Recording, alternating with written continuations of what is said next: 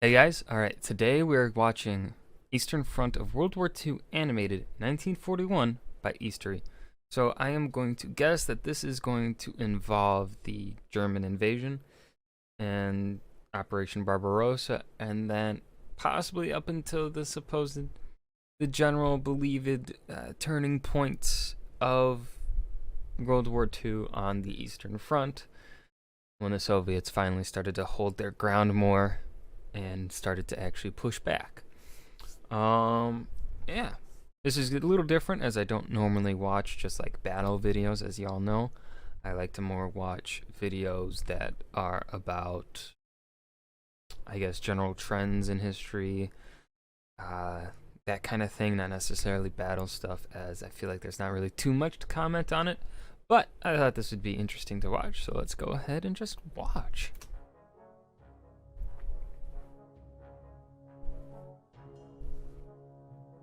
Europe, summer 1941.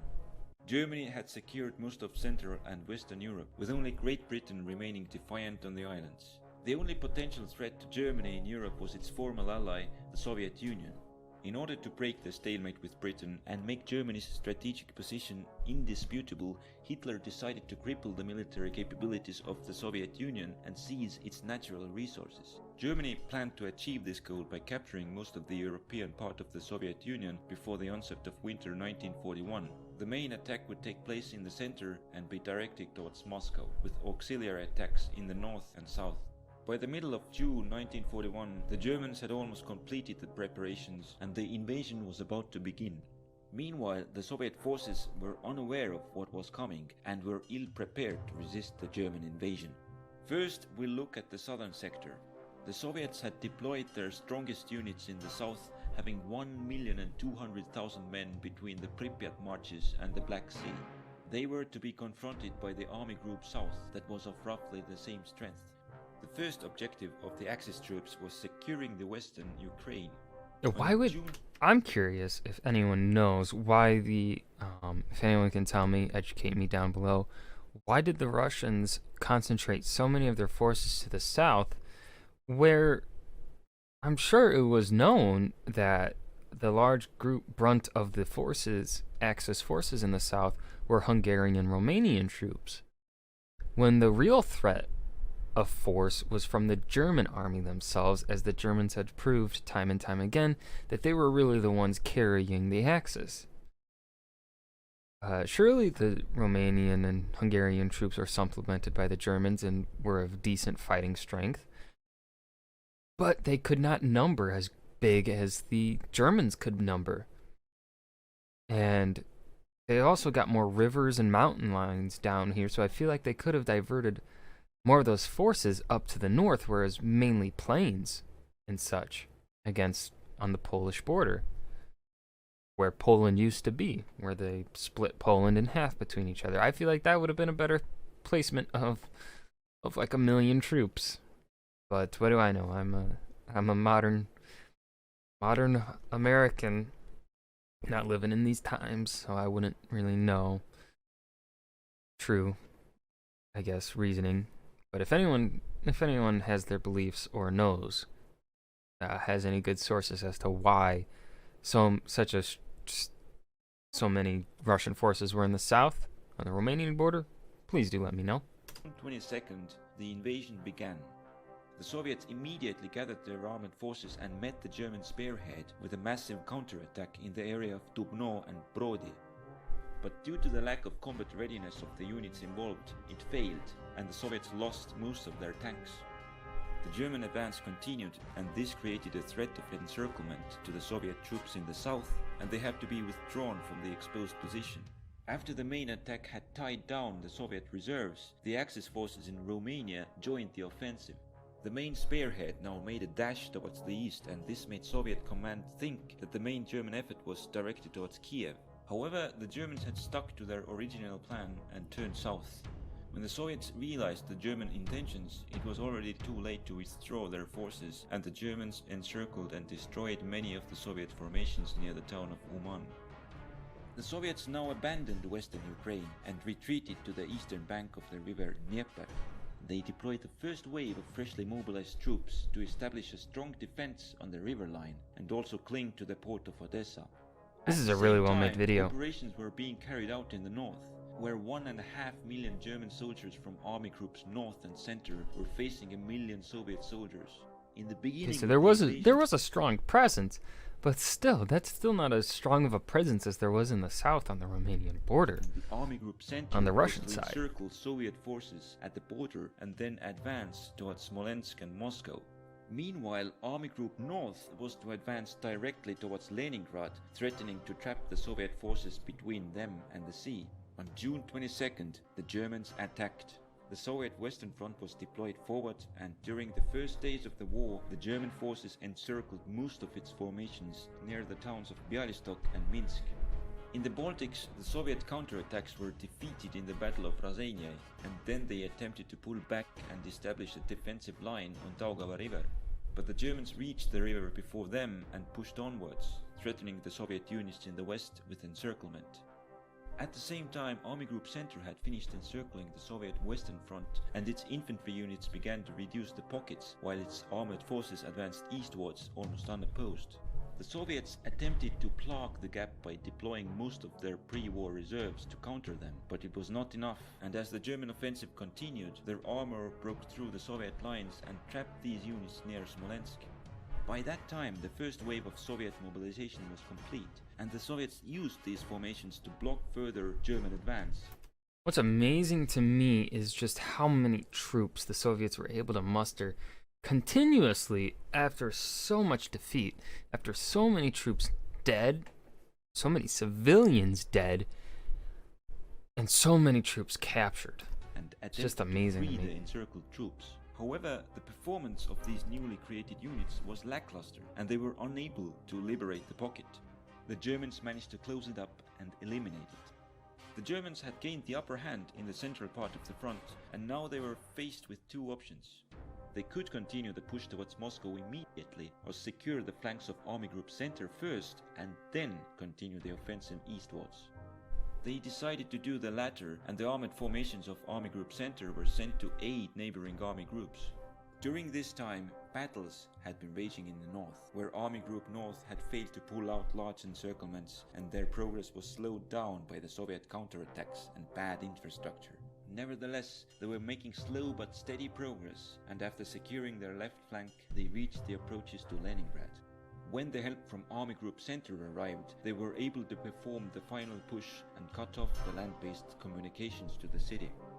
Further north, Finland had entered the war against the Soviet Union on June 25th, and the Finnish troops took advantage of the Soviet defeats by taking back the lands lost in the Winter War. After that, they established forward defensive positions between the lakes.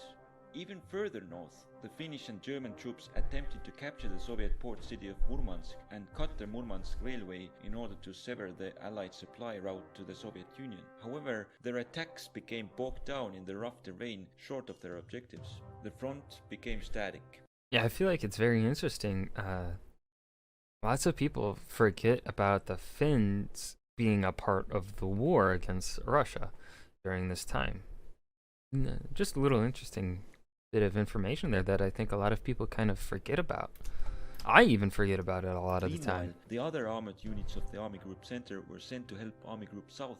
The Soviets had anticipated that the Germans would continue their attack towards Moscow and concentrated their troops on this direction, which allowed the German armored formations to push back the weaker Soviet units on their southern flank.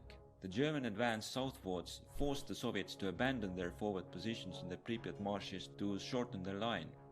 In Ukraine, the Soviet troops were occupying a strong defensive position, with their flanks resting on the Dnieper River in the west and south and the marshes in the north. Yet, the panzers from Army Group Center were bypassing the marshes from the east and advanced into the Soviet rear. The Soviets thought that the German spearhead was overextended and could be contained. However, unbeknownst to them, the armored formations of the Army Group South had secretly crossed the Dnieper from the south into a German breachhead and now broke through towards north to link up with the spearhead. As the groups met, most of the Soviet units in the central Ukraine became encircled. 750,000 men were trapped in the pocket. When the pocket had been liquidated, the Soviet forces in Ukraine had been severely weakened. After these operations, the flanks of Army Group Center were secure, but now the Germans didn't have enough time to reach the objectives set in the beginning of the campaign, and they decided to go for more limited goals. In order to reach them, they began a full-scale attack along the whole front. In the south, the Soviet resistance had been crippled with the recent encirclement, and this allowed the Germans to carry out another encirclement, trapping part of the Soviet forces on the coast of the Black Sea. Then they pushed onwards and established their control over the resource-rich areas of the eastern Ukraine and conquered the Crimean Peninsula, with Soviets abandoning Odessa but clinging on to the port of Sevastopol. At the same time, the German forces were pursuing their objectives in the north. Their goal was to sever the remaining supply route to Leningrad and link up with the Finnish forces. The initial advance was successful and reached its first goal by cutting the railway line supplying the city. The main German effort was in the center. All this time the Soviets had anticipated an attack on Moscow and had deployed 1,250,000 mobilized troops to the sector. God, During the so German many operations men. on the flanks, they had even somewhat managed to push Army Group Center back to improve their defensive perimeter, but by the end of September, the German armor had finally returned to the center and proceeded to carry out a new attack. Once again, near the towns of Vyazma and Bryansk, the Soviet troops were encircled, and this resulted in halving the Soviet strength on the front. After reducing the pockets, the Germans closed their distance to Moscow. Then they attempted to encircle Moscow with a two-pronged attack, but by that time the long advance had exhausted their offensive capabilities and the weather had become severely cold. The Soviets managed to halt their advance, and although they didn't have large superiority in numbers, the Soviet proficiency in winter combat allowed them to carry out a counterattack. The Germans were forced to abandon their vulnerable forward positions on the flanks and pulled back in order to shorten the front line. During the retreat, they had to abandon some of their heavy equipment.